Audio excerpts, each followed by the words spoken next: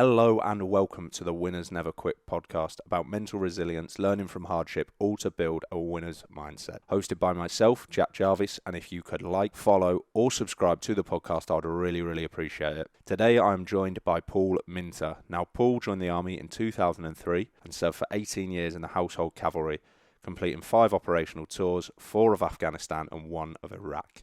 In November 2020, he decided to leave the forces and set up a charity to help soldiers and veterans with mental health struggles after a number of his friends took their own lives. He launched the charity, Head Up, by running around the whole of the UK, including Northern Ireland, the Isle of Wight and the Isle of Man, averaging 30 miles a day, over 5,000 miles in total, and it took him 218 days. Paul joins me now. Hi, how are you, mate? You good? Jack, I'm really good, mate. It's really good to be on your podcast and see you again. Yeah, no, it's good. Me and Paul met at the Pride of Britain Awards. We were both nominated for Fundraiser of the Year. And we had a few drinks. We really got to know each other quite well. So I thought I need to get him on the pod. We start every podcast the same, mate. How do you define winning in your life? I think winning is very much an individual perspective. We can win at everything. We can win at winning a day by getting out of bed, by achieving small goals, big goals. We can win the week, we can win a month, we can win a year, depending on what you do. It's always good to reflect back on what you've done and look at all the positives and everything you gained. I think especially as British people, we're not very good at reflecting on the positives, and quite often we reflect on the negatives. So winning can be big and small, and it's all a perspective to an individual. Yeah, no, I really like that. Those small wins. I always talk about this on a pod. Right, mate. So let's go back all those years. Tell us about your childhood and how did that lead you to joining the army? Yeah, I was from London, brought up in East London, next to Big up East London. Big West Ham area. So That was sort of how I brought up around West Ham, and football and boxing was a big thing for me, as well as a bit of rugby. I enjoyed my childhood. It was very much going out in the streets, get out of the house, I don't want to see you until it goes dark kind of thing. So a lot of independence as a young child. I think about the age of 8, I watched a Royal Marines Commando program on TV, and I kind of just got hooked from then. I didn't know anyone in the military.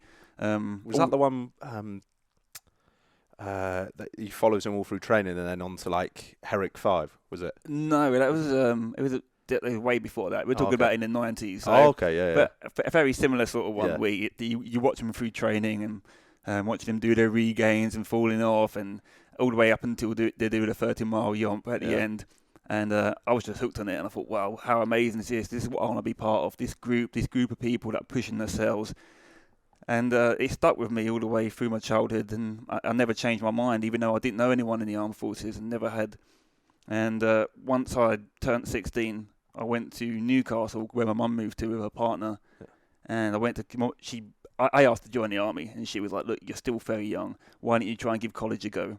So I went up to Newcastle, joined a college, was in there for about 2 months. I was like, look, I don't want to do this no more. What subjects were you doing? It was 5-star engineering. Oh, okay. So it was just like welding and electrics, and it was fun, but all I was thinking about is joining the army. Tapping the or gaff joining up. the Royal Marines. Yeah, exactly.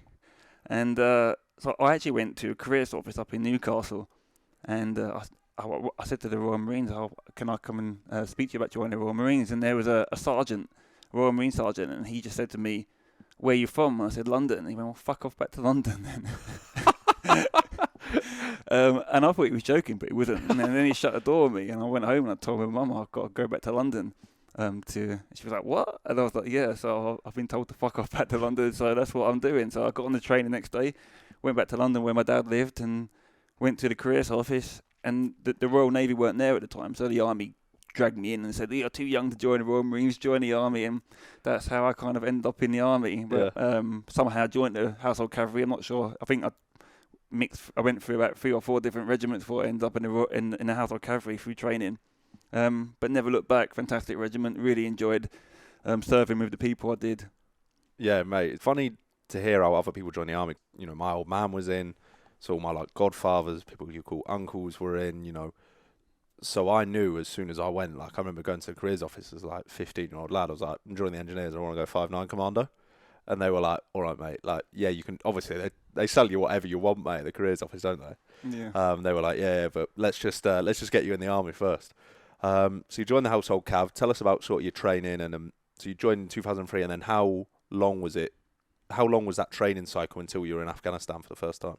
Yeah, I've done the basic. I was in Winchester, so I've done the basic 12 weeks training. And if I can be completely honest, I thought it was really easy. I was just like, what's this? I'd built up for years and years of pure aggressive punishment, and I didn't think it was nowhere near as bad as I was hoping, if you like. And I thought, well, this is going to be quite easy then, if this is what the training's like. And you were 16 as well? 16 years old, yeah. Done phase 2, done my armoured vehicle reconnaissance training. Joined the regiment, and that's it. I was stuck into the regiment, and I think Iraq was going on at the time, but we had different squadrons out there, so I wasn't able to do that, which I was a bit gutted about. I joined the Nordic ski team, which I think a lot of fit people in the I've army done that. do. Yeah, I've done that, mate. A lot of fun, pure grizz, but a lot of fun. Yeah. And we were on the final competitions around Europe, and we got a phone call we were D Squadron, which was 16 Air Assault. And we got a phone call for two of us that was out there saying, you need to get back now. You're going to Afghanistan in 6 weeks' time. We were part of the first draft to go out with 3 para brigade. So we went back. I was super excited. This is what I wanted to do. I joined the army to come and do this sort of thing. How old were you then? 18? I was just turning 19, yeah. Oh. So I'd been in the regiment for a couple of years by this point. Super excited. And came back, done 5-6 weeks of PDT, pre-deployment training, and then we was on the plane to Afghanistan. When was this? What time? This was about April, May 2006. Just the start of fighting season then, yeah. Just the very start. When we landed, we didn't have a runway. We landed in the desert, and I remember there was an MP that came to see us before we got on the planes, and he said, guys, here's a hearts and missions thing that you're doing out there. There won't be any rounds fired, so just go out there, but don't go aggressive. And as our plane was landing in the desert, we were getting shot at by AK-47. So we were like, "What a bloody liar!" Mate, like to hear you say that now, you were literally. Where would you have been? France, Nordic skiing, probably. Yeah, I think I was in France or Germany actually. Yeah. So when we did it, it was Sweden before Christmas, and then you went to that was like their core champs. Yeah. And then the armies were in France in the new year. Compared to your later tours, right, and trying to explain to people that maybe don't have that military background, like no PDT, anything like that, you were literally just into the fire.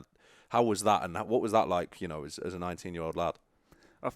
As you'll know, and lots of people listening, there are multiple different personalities in the armed forces, in the army. You get a lot of guys and girls, because I didn't work with girls, but at the time, but a lot of guys that would be very boisterous, and they give the talk, but they don't necessarily always walk the walk. So you get a lot of people out there. They were going, I can't wait to go. Wait until we get out there. You get other people that are fairly quiet, but good soldiers, and they're very good at being on tour. And then you get others who would they joined the army, but they didn't really want to go on tour. Now they're forced into it, and you can see a million miles away that they don't want to be there. I was always I was a fairly quiet person, but I love soldiering, and being out there was, I instantly took to it. I wasn't necessarily terrified of all the rounds going down, everything that we had to do on the battlefield, where you got others that you'd thought that would have been shining, but actually they were shitting themselves and they were scared, very obviously. But I really enjoyed it. It was fighting pretty much every single day. The Taliban were out there. Every village, because we were in vehicles, we were given basically a car to roam wherever we wanted. We just got told, go to an area, go to a village, chase the Taliban out. We just get there to fight, basically. And every time we went to a village, there'd be Taliban, and we would fight them, we'd chase them out. And then we'd speak to the villagers, get some intel from them, and then we'll move forward to the next village. And that's kind of how it went. And it was man-on-man fighting. There wasn't a lot of IEDs or sneaky fighting going on at that moment in time. It was literally from door to door, just fighting all the time. So just to explain to anyone who knows, so IEDs are improvised explosive devices, and they were sort of used towards the back end, or the back half of the Afghan wall. That's correct. Yeah, in your experience, I would say maybe fairly fairly early on they were used, but they were very much used predominantly between the middle and the end of the tour, definitely, and not as much face-to-face fighting was conducted. Yeah. When you were out there, so you were out there for 6 months? I think initially we were there for 5 months. And 5 months, tour, yeah. And you really liked it, you enjoyed it, did you? Yeah? I did, I really enjoyed it. Unfortunately, we lost quite a lot of friends because I think 7 of our lads got killed, unfortunately. I was in a really big ambush, actually. It's still to date in Afghanistan one of the biggest ambushes.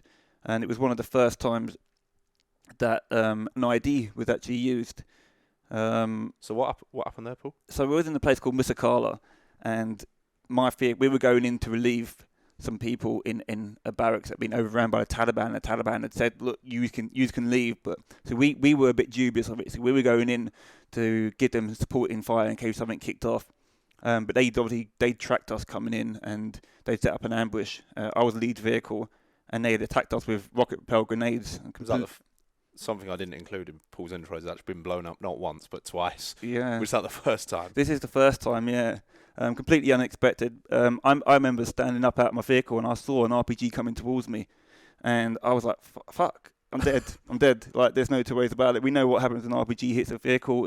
It pierces the armor, and it blows up and it sucks everything out. Yeah. Paul, what vehicles were you in as well? Scimitars, so small armored fighting vehicles. At least you weren't in a Wimmick, I suppose. No, exactly. Yeah, well, exactly that. But sorry as well. That's me being a bit blasé. I wouldn't like to be blown up in anything, but a Wimmick is really bad, isn't it? Yeah. So sorry, saw that RPG coming towards you. Yeah, I saw it coming towards me, but really strangely, a week prior to this, we'd been given this new thing called bar armor, as you probably know it now, but it was brand new to us, and someone came out into the middle of the field where it was in the desert and said, look, we're fitting this thing, but no one really explained to us what it was there for. So, do you want to explain it? Or go ahead. Okay, go yeah. ahead. So, but it's only because my mum will be listening. She'll be like, "What's bar armor?"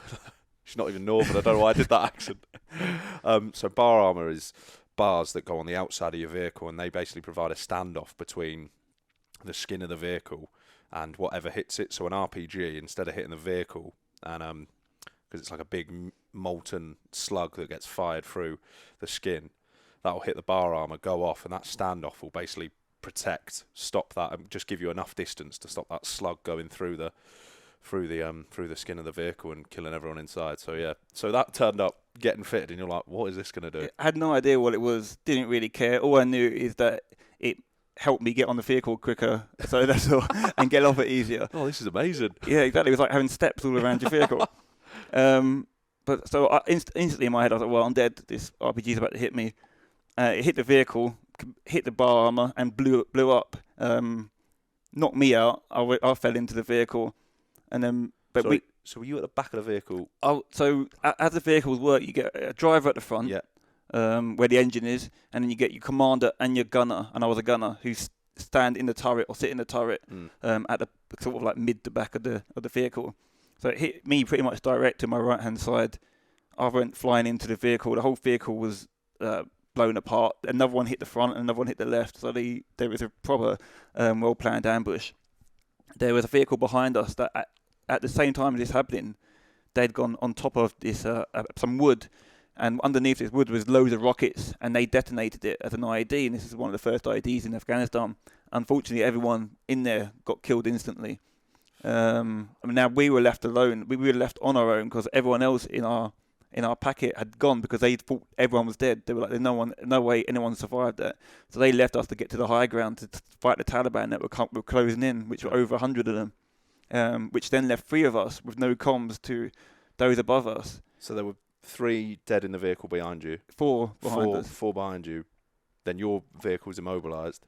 Our driver's completely knocked out. We don't know if he's dead or not. My commander's next to me, like trying to get onto comms. Yeah. He can't get on comms, and we've got dozens and dozens of Taliban closing in. We've also got a Dushka, which is a heavy 50 cal machine gun firing at our vehicle, which every time a round hits, it's like a bulldozer hitting your vehicle. One of my section commanders said he was pinned down by like a Dushka 50 cal, and he was saying it's like having Coke cans like fired at you. He said it was terrifying.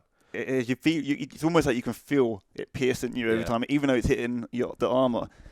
And then instantly, my commander was like, "You've got to take out that Dushka gunner. You've got to take him out." Now, our guns are complete. Our our guns in the vehicle are completely gone. We can't use them. So I've got my S02, my normal rifle, and because it's just been covered in dust, it's not firing properly. So I've got to cock every single round. So I'm trying to get this district gunner. So it's me versus a district gunner with a wrong round cock, and I managed to get him, thankfully. Yeah. And then I was just throwing grenades at the guys that were approaching us, and then eventually we had to bug out of our vehicle. Got our driver. He woke up, and then we managed to bug out, and then through some smoke, and the guys above us saw that we were there, and someone came down and rescued us and got us out.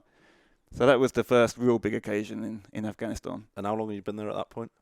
I think we were about 3.5 months in. Halfway point, all right, yeah. Yeah, so just another 2 months to go, mate. Do you know what I mean? That's mad. But but from then that happened. There was no time to sort of think about anything. Yeah, no, I get that. We got flown instantly back to camp. There was a vehicle waiting for us. We jumped in it, and then we came back out again, and then we carried on to the next village and carried on our duties. There was no one even spoke about it. We just lost 4 of our friends behind us. No one even said, like, guys, let's just take a minute to like reflect on what's just happened. It was like, right, guys, we're moving on to the next village. It was almost surreal. Like, it didn't matter. It didn't happen. Off you go again. When you progressed up the ranks, did you look back on that and think if something happens, like, because you would have been 19, did you look back on that and think someone should have just said, "You're right, mate"? Or yeah, absolutely. I mean, at the time, you're young. You don't want to show weakness either, do you? Yeah, to yourself or to other people. And I remember at the end, they were like, right, I think we got given a talk. They said, you might have some nightmares, some reoccurring memories. They will fade in time. Don't worry about them. And I remember going on leave, and I had like nightmares every single night. But because I had a bit of money in my pocket and had a bit of leave, I was just going out drinking and enjoying my time, my freedom. And I was just brushing these nightmares and these feelings aside, and as if like it was nothing. I thought they were phased. That's what they said. So that was tour number 1. So you come back from there. Like, what happened? Did you get promoted, or because I'm guessing you did all right on? Well, it sounds like you did all right. Do you know what I mean? On tour number 1, like, what happened after that? Yeah, I got a real feel for it. I loved it. I loved being out there. I loved what we were doing. It really changes your mindset and your mentality, how you see things. You become very much warrior mindset, and you get a taste for it as well. So another tour came up. That was, Herrick 4, and what year was that? 2006. 2006, yeah. When I went back to camp, there was a thing called COPS, so it's closed observation post. They used them mainly in Northern Ireland, and it's a bit more of a specialised unit that people joined and to do specific missions in small man teams, but non like special forces, just in the army. And they were putting one together for Iraq, and I put my name down. I said, "Yeah, I'll do that. That sounds amazing. Completely different to what I was just doing, like proper covert surveillance." So I went on to the course, passed it. What was that course like?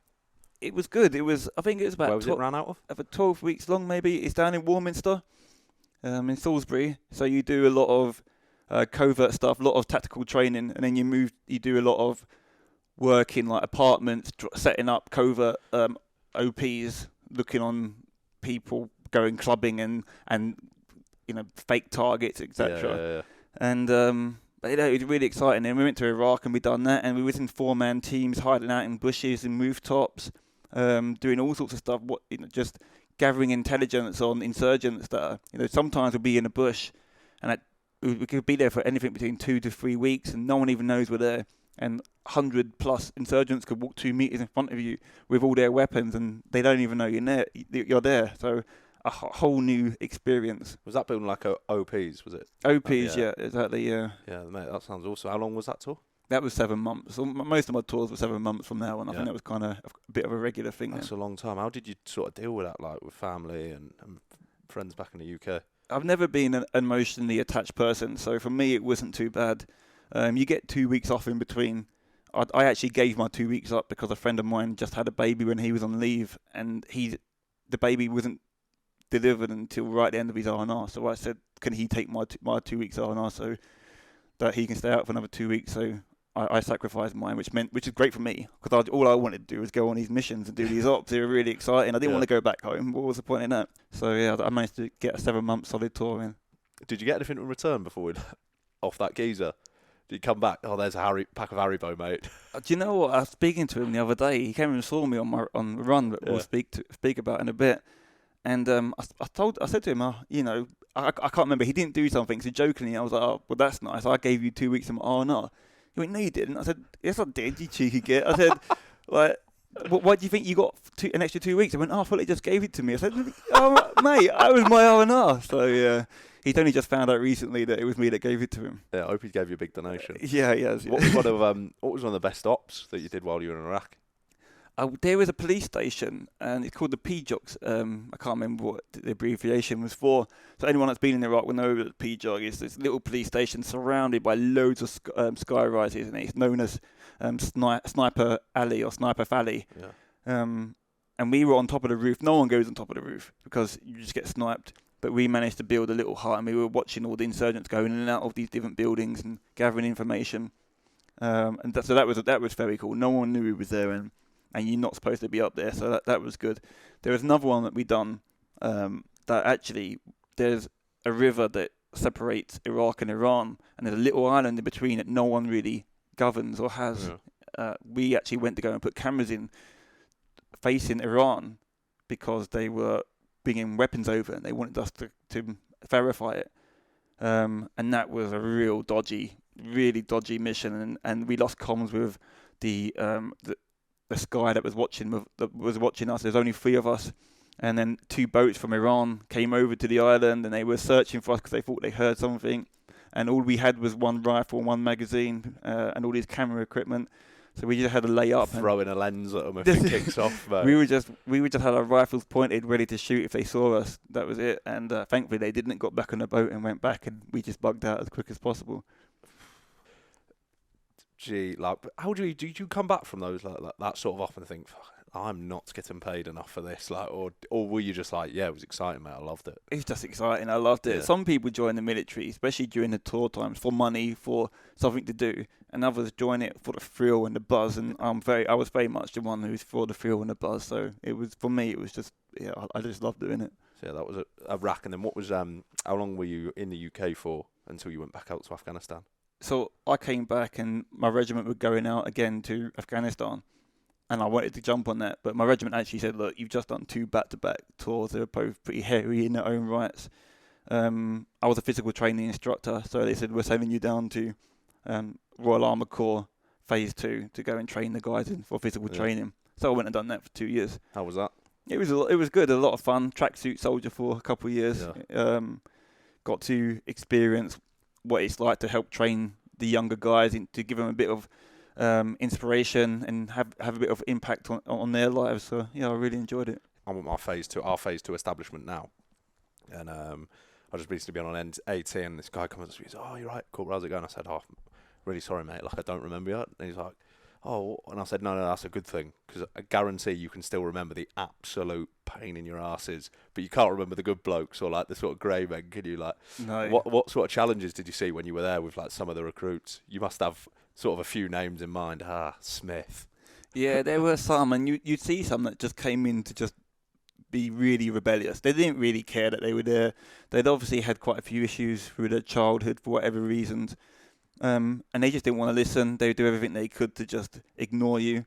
But I saw that as a good challenge. I saw that, I'd been in similar positions. I'd seen people from them backgrounds before as I was growing up. And there's always more to those people. It's not just a case that they're an idiot or a dickhead. And, if you can delve into them a little bit, inspire them. And quite often through fitness, you can do that. If you can say, look, there's more to you. You don't have to be this person that's always gobbing off or always doing the wrong thing deliberately. You're a better person than that. And for some of them, it worked. For some, it didn't. They'd very quickly be kicked out for whatever reason. Yeah. Oh, mate, we've had a few. I won't name names, but real nightmares. So you finished your sort of 2 years there, and then you've gone back, ready to go back out to Afghanistan again. At this point, had you started to notice like an effect in some of your friends, or because you quite a few of your friends had taken their own lives? Had that started to creep in yet, or was that more towards your other later tours? No, I hadn't heard. To be fair, like, how old were you at this point? So at this point, at the end of the 2 years down at the PT school, I would have been 22 years old, so still fairly young. Yeah. I was a full screw, so I was a corporal at this point as well. So I promoted fairly young. And the words like depression or anxiety or mental health, it just wasn't in my vocabulary. I wouldn't have, if someone would have said to me, "What's depression?" I'd be like, "I have no idea what you're talking about." So there were people that were struggling with mental health things, especially from the first tour. Do you look back and you think, because like we sort of spoke before we started recording, people drinking every night, and at the time you're like, oh, he just loves a beer. Do you know what I mean? And then you're like, hang on, he's having like 10 beers like a night here. Something ain't right. Yeah, I mean, I had lots of friends that would just drink on their own, and in my head at that time, I was just thinking, what a weirdo. You know, I would never associate it with anything else other than either he's got issues or he's got drinking problems. It was always him. You know, it's his problem. It wasn't a bigger picture. But obviously it came to light further down the line that people did have issues. Some people left the army because they couldn't cope with stuff, but in my head that was just seen as a bit of like weakness, and I was thinking, well, they can't cope with it, they can't deal with it. Again, that's their issue. Yeah. Almost like, oh, good riddance, we don't need you then. Yeah, you know exactly. In a way, but you know, I wasn't as like ruthless as that. But they'd just be gone. It'd be like, oh, okay, whatever. Sometimes I heard people, oh, he's got depression. I'd be like, he's got depression? What for? You know, what's the reason for it? And I almost dismissed it in my head as it's nothing, or they're trying to pull a card or trying to pull a fast one or whatever it is. But yeah, end of the PTI training or PTI down at the school, I went straight onto another tour. I was thinking about joining the Special Forces at the time, so I was going through the training and the cadre, and then an opportunity came up to go and join the Pathfinders on a tour in Afghanistan. And I thought, oh, what a great stepping stone to join the Pathfinders as part of the Brigade Reconnaissance Force in Afghanistan. Pathfinders, they're a unit that work within 16 Air Assault Brigade. And they're like the sort of recce element, aren't they, for that whole brigade? Just for anyone that doesn't know. Go on, so you were saying Afghanistan. Yeah, they're very much a specialised unit, very clever, very swept up with everything they do. So I went to Afghanistan with them as part of the Brigade Reconnaissance Force, and we was in Jackals at this point. What Herrick was this? It was Herrick 13. 13, and this would have been what, 2010? 2009, 2010, yeah. 210 to 211, so a winter tour. I was out there, and we had a great tour. It was nowhere near as fast and as furious as Herrick 4, but it was a lot of driving to compounds and then going from compound to compound, so it's very much kicking down doors and fighting, a lot more closer fighting than it was in Herrick 4 as well. But that was fun, but then again, that was the second time I got blown up, this time by an improvised explosive device. So thankfully we all managed to get out of it, almost unscathed. There was a few injuries in there, but nothing major. But, did you sustain any injuries? I didn't. Both times I never sustained any real injuries. I got a bit of shrapnel to my legs, but nothing major. Oh, you need to start playing the lottery every week, mate. Do you know what I mean? You're a lucky geezer. I know, mate. Well, there's been other times. There was another time later on another tour, my fourth tour on Herrick 18. An engineer, a guy called Dan Bedford, he actually saved my life. Did he win an MC? I don't know. Not that I know of. He's bold. I don't know. He wasn't then. Oh, okay. He wasn't then. He got big. I don't think he would be bald, to be fair. Oh, okay. No, only because there was a full crew that took me through training in Bedford, and he engineer obviously, and he won an MC. So I don't know if it's the same guy. Sorry. Anyway, you were saying. Well, we went into a compound. I think it was near Yakchow or something, and we'd taken this hut, and I'd found all this information in this hut, loads of commanders' books, loads of weapons, all these walkie-talkies with them talking at the time, and I was giving them to all the intel, the intelligence lot, and they were going, wow, this is amazing. And I'd gone back to that hut, and I'd found a commander's pistol holster hanging from the ceiling. And I was like, oh, look at this. And I was like, looked around for any wires, no, nothing. And just as I was about to step forward, this engineer down Bedford grabbed me put his arms around me and pulled me back, and we both fell to the ground. I was like, what are you doing? What'd you do that for? And he was like, mate, I think there's a bit of soft sand next to that rug. And we pulled the rug up, and just where my foot was about to land was the biggest pressure plate you'd ever see. So there was another time there. You know, these occasions just come up all the time. So I am very grateful and very lucky to still be here. Do you know how big the charge was? It was big. Yeah. I couldn't tell you. I don't know the ins and outs, but as a visual, as you can see, it was probably about 1 metre long. Yeah. A big, long plate. That's terrible for the podcast. Yeah. But 1 metre long, it was a great visual. So that was Herrick 18, that was your fourth one, and then you come back. And what rank are you now? So I'm now a sergeant. So Sergeant. corporal of horses, we say in our regiment. Okay, yeah. But a sergeant, yeah. How was that going from just being a bod to leading, and how did you try and teach the lessons to the lads that you learnt on your first tours so they were a bit more prepared? Well, by this point, I'd done so many tours. I'd done pretty much every reconnaissance course you can do, senior Brecken, junior Brecken, a bunch of other different courses. So I had a decent reputation. So a lot of people were looking to me for quite a lot of experience, and I knew the ground, I knew the areas, so I felt fairly confident in what I was doing. And it was great. Either as a section commander or a platoon commander, you're leading the men more, you're giving advice, you're actually making decisions on the ground, and I absolutely loved it. I love being a bod because you just do what you're told. Yeah. There's not a great deal of responsibility, but as a leader, it does give you that extra bit of mindset and power and a bit of resilience, and knowing that you actually making a difference to what's happening on the ground. Yeah. So the way a infantry platoon works, so you've got obviously the troop commander and then the troop sergeant sits below them.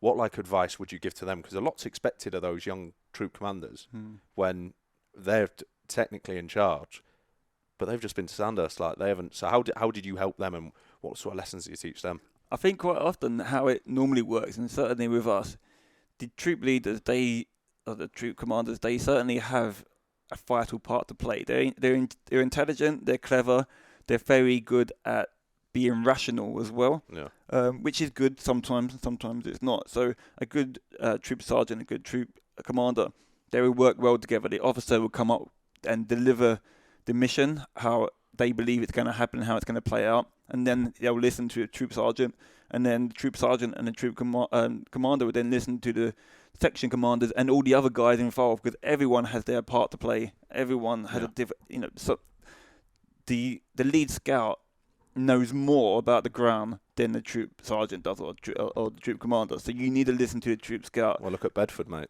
Saw the light sand, mate. Saved your life. Exactly, yeah. And everyone's just looking out for each other. The GPMG gunner, the machine gunner, he knows more about what positions to look down, where people are poking their heads up from. The snipers, everyone has their vital part to play. So there is no such thing as one person's decision or one person's tactics. It's everyone. And I think we learned that a lot as we progressed through Afghanistan. At the beginning of it, and I think in the earlier Iraqs and before that, it was very much you get told what to do and that's it. But now everyone speaks to each other. Everyone has a part to play. Yeah. So you come back off Herrick 18. How long until you're back on your final tour of Afghanistan? Well, what happened is I came back from Herrick 18 and I was on some career course, and I started suffering really badly with paranoia. I didn't know where it was coming from. Never had this before.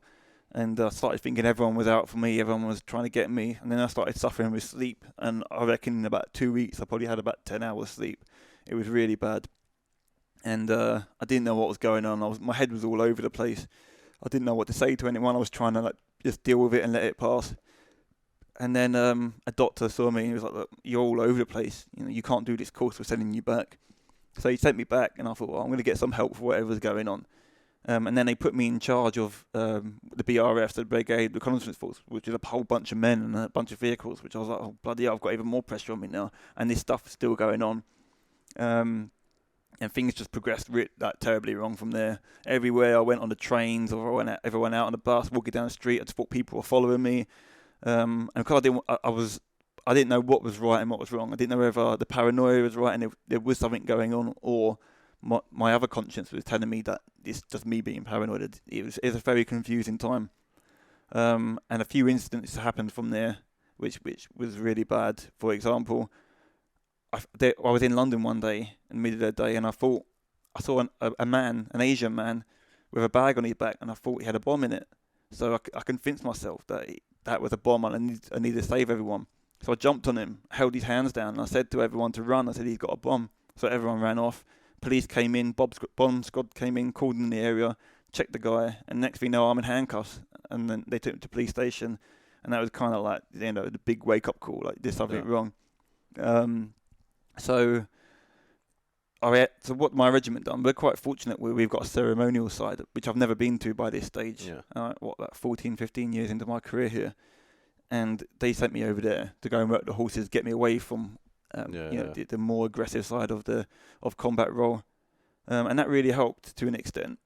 But then once I'd finished there after 2 years, I went back to Afghanistan for 9 months, and that's when like everything went. It just triggered everything again, which is very confusing when you have all these sort of like horrible triggers that it's messing with your brain and your mind, because it's something that you love. All I wanted to do was go out there and do stuff or be part of the army and do everything. But now all of a sudden, any time I'm involved with weapons or around certain people or going on tours, it's trigger stuff that I had no control over, and it was really affecting my mental health. What role were you doing at? What Eric would that have been as well? So this was actually Toral 4. So this is like the aftercare. So we were training the Afghanistan special forces and Afghan officers out there. That was, when was that? This would have been 2014. Yeah. No, 2017. Sorry. 2017. So you've gone out there. And then what? Did they fly back early, or did you just have to sort of like make do for 9 months? No, I just had to do 9 months. Yeah, just stayed out there. I hated every single second of it. Every day. Became very secluded. Lots of people would want to come up with different things to do, like different activities, and I was just like, I just didn't want to know. All I wanted to do was get out of that place. I hated it. And then once I came back, I just fell into like, because my head was all over the place. I didn't know anyone to talk to. Didn't know what was going on. I turned to a bit, not heavily, but I would go out quite often, even on my own, go to a pub and drink, and which is something that I would never normally do. I didn't want to be around anyone, but I also didn't want to be on my own. It was a very confusing time. What sort of brought you out of that? Well, there was a doctor in my regiment, really good guy, because in my regiment, doctors don't move around, they stay there. So this doctor had been there for my whole career. He knew me quite well. He'd been watching my progress in my career, and also like sort of my demise, if you like. He'd seen that there'd been problems, and he'd tried to speak to me before, but I didn't want to. And he'd seen that I was going through some major problems. And he kind of said, "Look, Paul, my door's open." And he just kept telling me, "My door's open." And during this stage, I started to know people in the armed forces and friends that started taking their lives. And I was pretty much bedroom bound. I hardly ever left my bedroom unless I was going to work, and then I'd come straight back again. I just didn't want to be around anyone. I'd say I was heavily paranoid. I was suffering massive with anxiety because of the paranoia, and I was suffering with depression because of the anxiety. And I was really worried that I was probably going to be another one of these people, or one of my friends that were taking their lives. I didn't know what was coming next for me for the next day, or how much longer I could deal with these emotions and problems. And one day I went to my doctor and I just said, "I need help. It's either now or I'm worried that something's going to happen." He instantly got me lots of help. But I'd say, unfortunately for me, the help that was getting in the armed forces wasn't any good, because the way I saw it, and this way I explained it to them, was whatever was affecting me, affecting my mind, that I couldn't control, was in the armed forces environment. And I'd say to them, my doctor, "Look, if I was a burns victim, you wouldn't treat me next to an open fire. Or if I was in a road traffic accident, you wouldn't treat me next to a motorway. But I'm in the armed forces, and you're treating me in an armed forces environment, so I can't get the help because I'm stuck in whatever's causing this trauma." Sort of, as soon as you see the weapons of that would trigger you again, set you off. Yeah, exactly. Just being in the environment, which again it's very conflicting, because it's my life. It's what I've done. Yeah. This is who I am. And like you said, it's what you loved. It's what I loved, yeah. But it's also what was destroying me. So eventually, I've done quite a bit of help, quite a bit of counselling. Nothing really worked for me. And to be fair, it made me feel more of a victim. And I just didn't feel good about myself. So I was in a corridor in my regiment, and unfortunately, one of the guys, a good friend of mine, who just lived a couple of doors up from me, one night he took his life. He hung himself in our corridor, and that was a bit of a catalyst for me. And I was like, right, I feel like I'm probably going to be the next guy, and I don't want to be. So I'll take control here. So I went and saw my doctor, and I said, "I need to sign off for 3 months. I need to get out of here." He said, "Yes, sign me off for 3 months." I went and rented a house somewhere, and I spent 3 solid months just learning different ways on how I can improve my mental well-being. And I just read books, listened to podcasts, went on YouTube, Googled everything you could think of, and I learned stuff from like nutrition, breathing techniques and meditation. I learned about cold water therapy, affirmations, journaling, just so many different things that I wasn't really aware of, and how they can make you feel better. And podcasts are really good. Motivational speakers as well, they're really good. And I started implementing all this different stuff, and within weeks I felt great. I felt better than I've ever felt in my whole life. And I was like, bloody hell, and that's all it really took. These simple, basic, but effective different techniques. But more importantly, I was taking control. I wasn't having to sit down and listen to someone and try to relive all these problems. Now, for some people, that's fantastic. It works for them. But for some others, it doesn't. And I felt really good. But I also knew dozens of people that were struggling in the same way. I wasn't an isolated case by far. So I started reaching out to some friends saying, look, let me help you with these different methods I've learned. And they started getting better. And then they started reaching out to their friends. And before you know it, I had about 30 to 40 different people on my books that I was helping on a daily basis. And I just knew I wanted to take it further. When did the idea for the charity, was that when it sort of came to light, that light bulb moment? You read, I need to do something here. Not quite at that moment. I knew that I wanted to help more people, but I didn't really know how to go about it.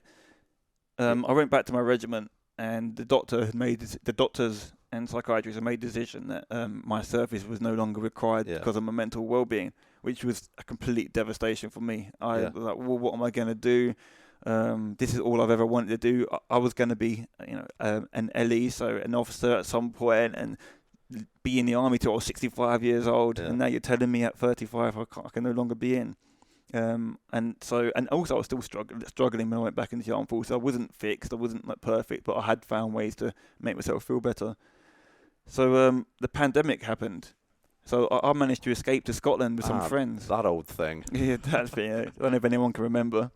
But yeah, I managed to escape to Scotland in the Highlands with 3 friends, which was fantastic. And I remember I was to a lock called Loch Tay, I think it was. Yeah, Loch Tay.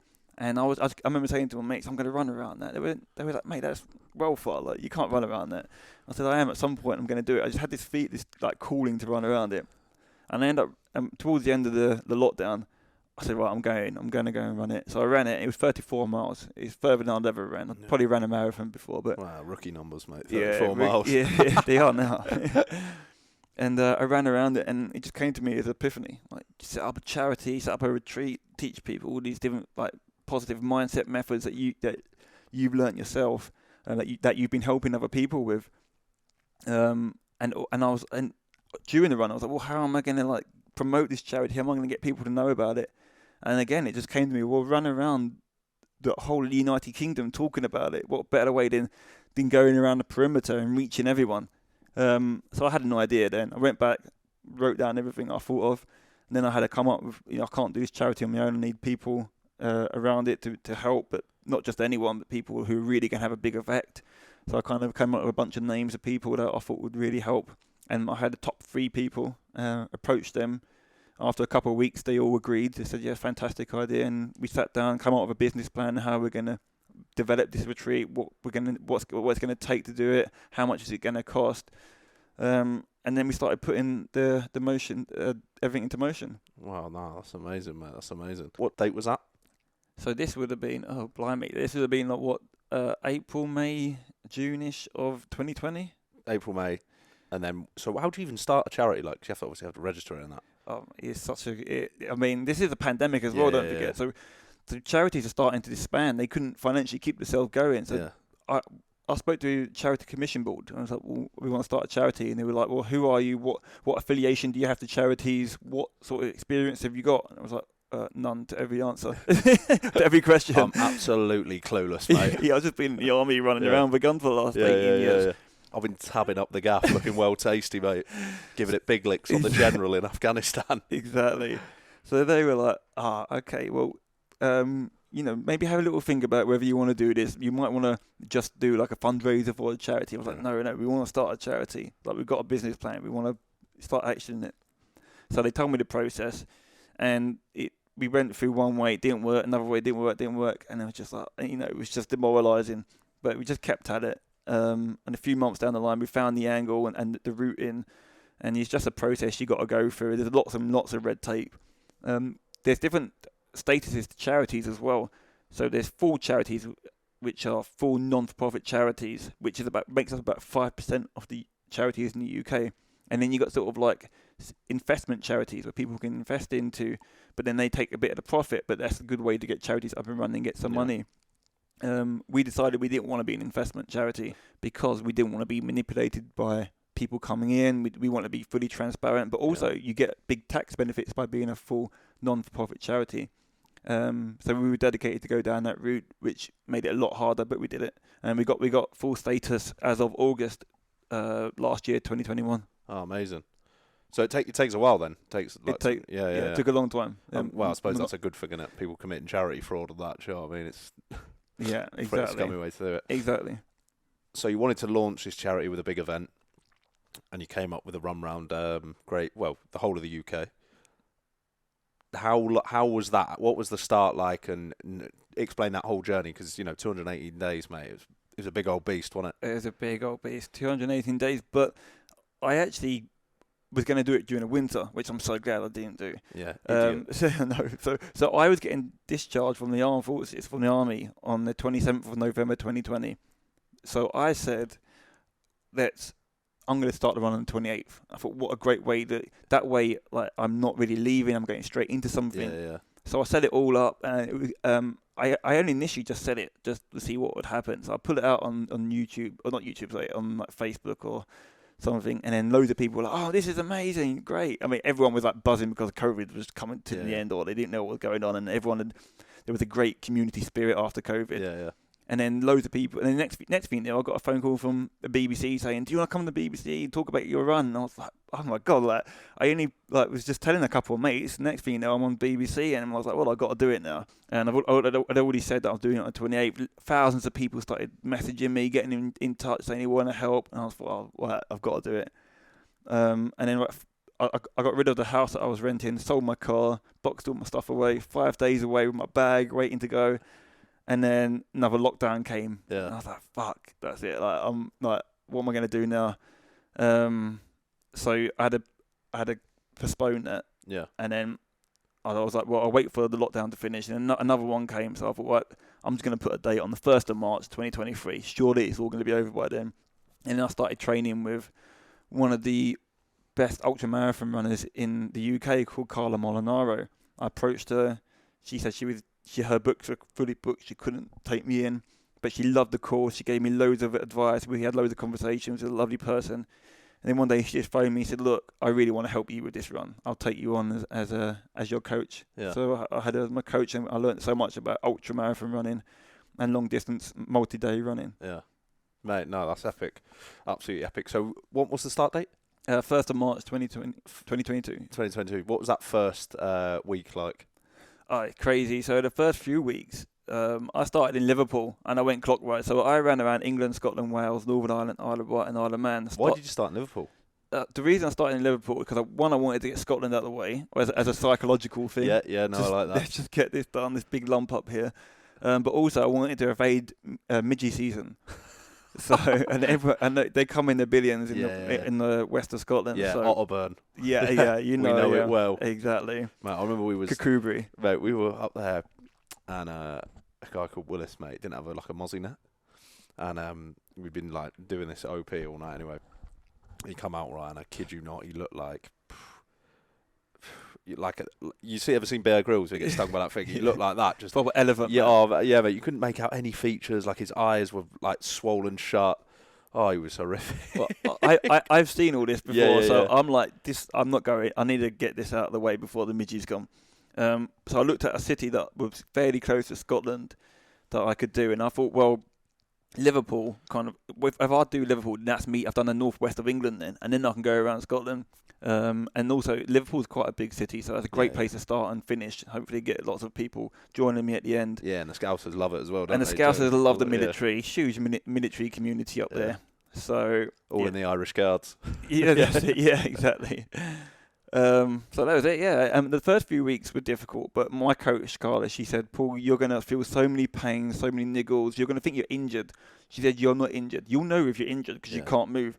She went, "But if you're still moving and you generally haven't broken anything, then it will pass. Yeah. It might take 1, 2, 3 days, but it will pass. Mate, it's the same with the road, mate. That first week tough, you're getting used to that isolationism, your body, your back hurts, your hands hurt, you've got all these sores everywhere.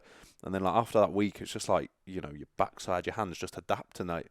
You don't get any more like chafe, and it's bizarre, mate. And Isn't it? And then you're just into it. And like I remember that first week, I was like missing. I was like, oh, I miss my family so much. I just want to be at the pub with the boys.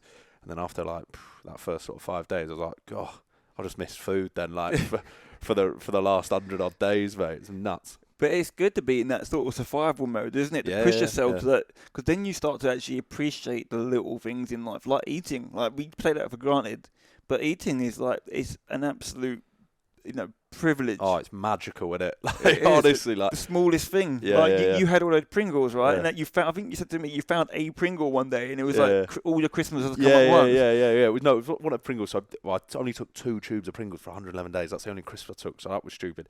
But it was a dairy milk. Oh yeah. It was dairy milk from one of my trading rows, right? So I was having a little stock check, and I found this dairy milk, and I was like literally nearly tears of joy, mate. For this, and dairy milks. They're like, don't get me wrong, they're nice, but they're not that good. But honestly, I was buzzing. Like, I don't think I've ever been so happy in my life. Yeah. Like, literally ever.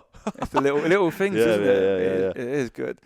But I was very fortunate on my run. I mean, so much logistics went into it beforehand that I'd done. And the key thing for me was it wasn't just running. It was actually to go around and talk to people, meet veterans because our charity's for every service, for the Army, Navy, Royal Marines, and for people still serving, veterans, including reservists. So there's so many people that it can help. And I wanted to talk to people from all around the UK and find out what's going right, what's going wrong, what they need, what they don't need. So it was a real market research as well as just a run. I was giving talks, I was having business meetings with different companies and corporates and armed forces people. And also I was asking people to join me on the run, so I wasn't so lonely. And it was brilliant. I had over 700 people join me throughout. I stayed with a different family every single day. So, over 200 different families I stayed with, from lords, MPs, teachers, fishermen, veterans, everyone. So it was a real adventure. How did that? How did you meet these families to stay with them? Just like Facebook, social media, or did your team like, Paul, you're running to 26 Albany Street? like how did that all sort of fall into place? So I set up every single destination prior to that, so I knew exactly where I was stopping. And then it was a case of like, lots of people had seen stuff either on TV or magazines or papers, so they came forward and they'd emailed, said, look, I live in this area, get in touch and you can stay with me. Or because I've been in the armed forces for a long time, it's such a big community. Someone knows someone who knows someone. And that's kind of how it worked. And especially in Scotland. Scotland's such a lovely place where you only have like small towns and villages on the coastline, but they all know each other. So I'll go to one village and they'll be like, oh, where you going next? I'm X, Y, Z. And they'll go, oh, let's phone them up. And they'll phone up their friends, either the villages in between or that village at the end, and they'll be like, this runner's coming through, can you welcome him in?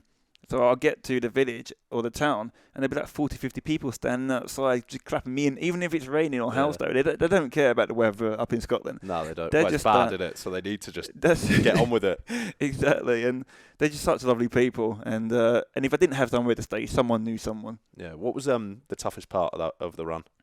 Yeah, it's difficult. The toughest part, I was very fortunate not to have any major injuries, especially considering the amount of coastline I went over, the amount of miles. So I actually averaged 29.6 miles a day, 6 days a week. You always round up, Paul. 30. Yeah, let's go for it. Yeah, that's not me, mate. That's just maths. in case there's any spotters out there. Yeah. Mate, people in the comments like that, it was 0.4 of a mile shorter. He's a liar. He's a liar. Yeah, that doesn't add up to 5,000. Yeah. So. Yeah, I'd say the first few weeks were tough, but to make it tougher, the injuries that I did have or the problems that I did face was fair.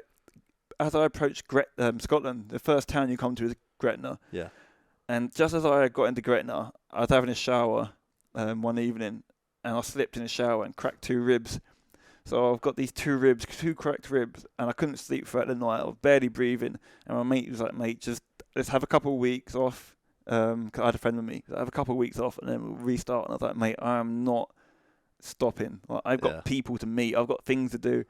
So I cracked on running, Excuse the pun. It's for the palm. I cracked on running and my ribs kept on cracking, and but that was painful for about 2 or 3 weeks. It was tough. I'm not gonna lie. And because as you probably know, or most people listening know, if you've got an injury somewhere, you start to compensate, which causes injuries other places. Massive, mate. I started getting, because I was leaning to my right hand side a bit where my cracked ribs were, started getting problems in my hips, and then my knees started hurting, and I started getting cramps in certain bits of my legs.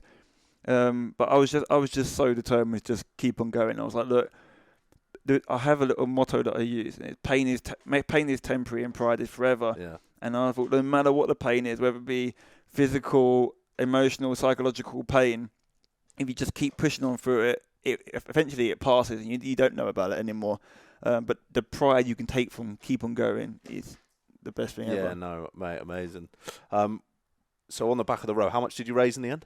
As a charity for our first year of raising money, we've raised just over £400,000, which is fantastic.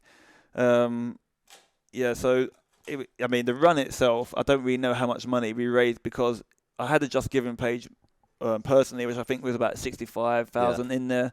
But then I was meeting lots of companies and organisations who were then donating money through as well. So yeah, no, that's absolutely amazing. And what's next for Head Up charity? Oh, it's a lot of hard work now. So we want to set up a retreat, which will be in Worcestershire. Yep. Our retreat, we're hoping to have it developed by the end of next year. So we've got lots of fundraising still to do. We're getting lots more fundraisers, lots of corporates to donate money. We've got to come up with a financial plan, which we're going to put in place of how much everything's going to cost, take that to the grants teams, start to get people on board as well. So we've got a lot to do this year, but it's going to be a very vital and exciting 12 months, and then we can actually open up our doors and start helping people that we set this charity up for in the first place. Yeah, and that's not the only thing the charity offers. You were telling me you're doing loads of events before. Yes, that's right. Yeah, so because all the different things we're going to be teaching, we want to start. We've got lots of little mini retreats, lots of little mini events. The first one we're doing is on the 19th of December in London, and it's a lay down and listen. So it's a bit of it's part of our music therapy, so how people feel better through music that we listen to. And we've actually got 2 classical musicians that are coming into London into a cathedral, and they're going to play some music for some people who are laying down and just help them relax and calm down and unwind. Yeah, and you've got loads more of these coming up. Paul, that's absolutely amazing, mate. I love talking to you, right? And normally I ask, for a bit of advice you could give to your younger self. That's normally how I like to finish. But I just want you to give a message to sort of anyone who's served in the British military, anyone who's still in, just a message to them if they're thinking, oh, am I right? Or I don't need help. What would be your message to them to come and exploit your charity and use it for what it's been set up to do? I think the biggest thing I'd say is our charity, although it's got the name charity to it, we're very much proactive as well as reactive. So it doesn't matter what your mindset is. You could be in the best mindset or the worst mindset ever. Anyone can come and use it and learn different ways how you can strengthen your mindset, strengthen your mental resilience, and become stronger mentally as well as just physically. Everyone looks at how we look physically and they feel strong because they've been to the gym or they've done a certain run or whatever it may be. But it's so important to strengthen our mind as well. And it's not weak. It doesn't mean that you don't have to wait to be in a position where you need to strengthen your mental resilience. Just go out there and find different ways and how you can do that. The best time to do it is when you're in a good mindset. So we're trying to get people when they're in a good mindset, as well as everyone in between, up to people who really need it. Do it with your friends. There's so many different things you can do. Go to our website at head-up.org.uk. There's multiple different lessons on there, and start to learn all these different stuff.